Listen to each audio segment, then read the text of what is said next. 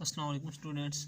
आज हम एक थ्योरम प्रूफ करेंगे जिसकी स्टेटमेंट कुछ ऐसी है कि limit of every convergent sequence is unique, कि हर वो सीक्वेंस जो कन्वर्जेंट हो उसकी लिमिट यूनिक होती है। या फिर इस स्टेटमेंट को हम ऐसे भी कह सकते हैं कि every convergent sequence of real numbers has one and only one limit, right.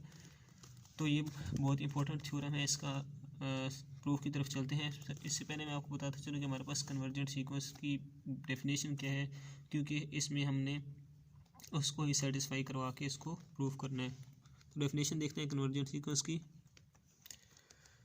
वो कहता है कि अगर डेफिनेशन कन्वर्जेंट सीक्वेंस की क्या है, हमारे पास मैथमेटिकल फॉर्म क्या है उसकी, वो देख लें हम।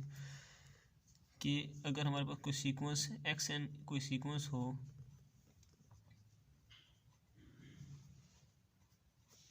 वो कन्वर्ज करता हो एक्स को, ठीक है, कन्वर्ज करता हो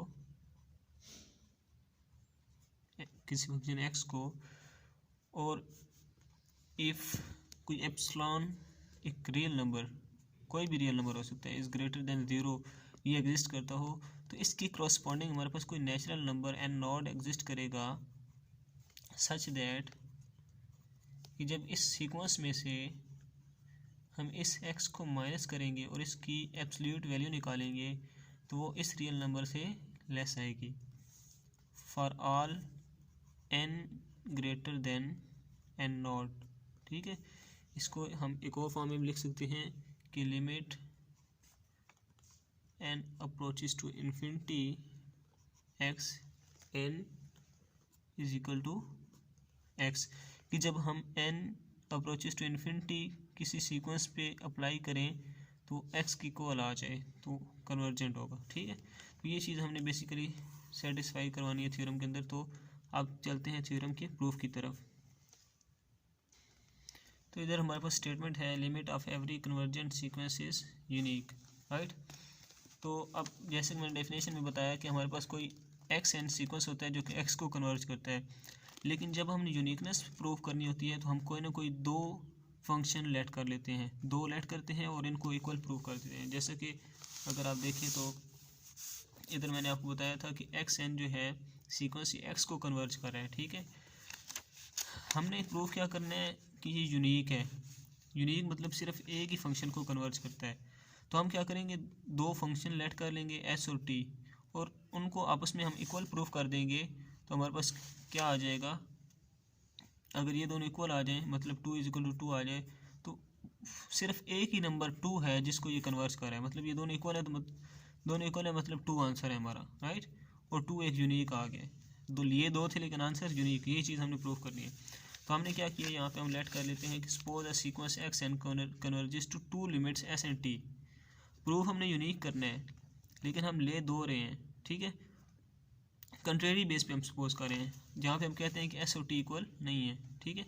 ये हम कंट्रेरी बेस पे सपोज कर रहे हैं। फिर हम कहते हैं then for every epsilon greater than zero, definition के अकॉर्डिंग कि हर एप्सिलॉन ग्रेटर देन ज़ीरो उसके करस्पॉन्डिंग हमारे पास नेचुरल नंबर एग्जिस्ट करता है। उधर क्या था डेफिनेशन में कि every epsilon greater than zero कोई N naught natural number belong करता है, लेकिन क्योंकि इधर क्या था, हमने एक ही फंक्शन लिया था एक्स, जिसको एक्स एन कन्वर्ज करा था। इधर हमारे पास क्या है, हमने दो फंक्शन ले लिए हैं जिनको एक्स एन कन्वर्ज कर रहे हैं, तो हम दोनों के लिए अलग अलग नेचुरल नंबर लेंगे n one and n two such that. अब इधर हमने कहा था कि ये सीक्वेंस में से एक्स को माइनस करेंगे तो हमारे पास ये लेस देन इप्सिलॉन आएगा और एन जो होगा ग्रेटर देन एन नॉट होगा। क्योंकि इधर हमारे पास एस और टी हैं तो हम एस और टी दोनों पर ये डेफिनेशन अप्लाई कर देंगे। हम कहते हैं एक्स सीक्वेंस में से एस को माइनस करेंगे तो भी एप्सिलॉन से छोटा होगा for all n greater than n one. S के लिए हम एन वन यूज़ किया और टी के लिए हम एस एन टू यूज़ करेंगे।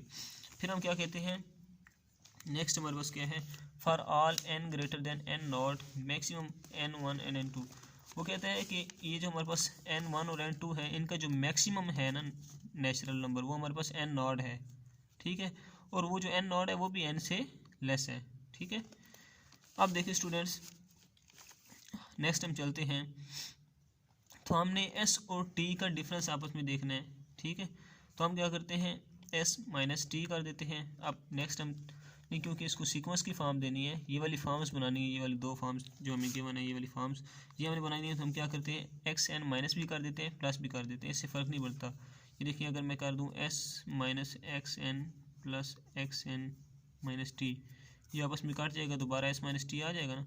तो यही चीज़ हमने की कि एस सीक्वेंस ऐड भी कर दिया और सब्ट्रैक्ट भी कर दिया।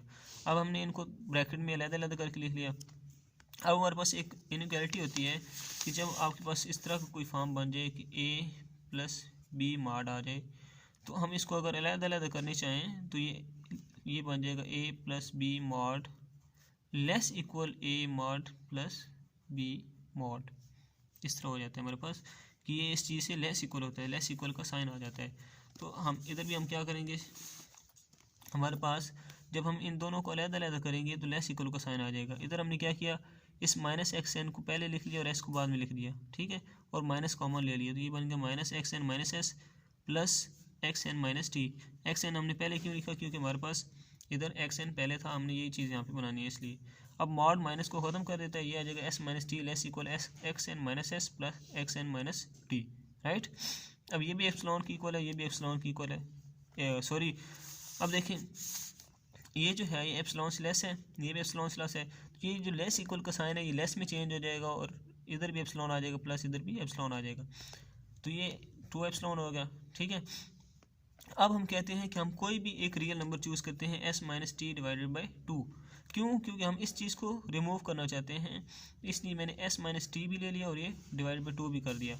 अब ये एस माइनस 2 लेस आ जाएगा 2 into S minus T over 2, यानी कि एप्सिलॉन की जगह हमने ये वाली वैल्यू पुट कर दी, इसकी एप्सिलॉन की जगह हमने ये वैल्यू पुट की, ये 2 से कट जाएगा और ये एस माइनस टी इस एस माइनस टी से कट जाएगा।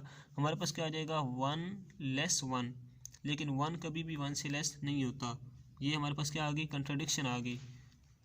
This is not possible for our supposition is wrong. वो कहते हैं ये तो पॉसिबल ही नहीं है। तो हमने जो सपोज किया था कि हमारे पास एक्स एन कन्वर्ज कर रहा है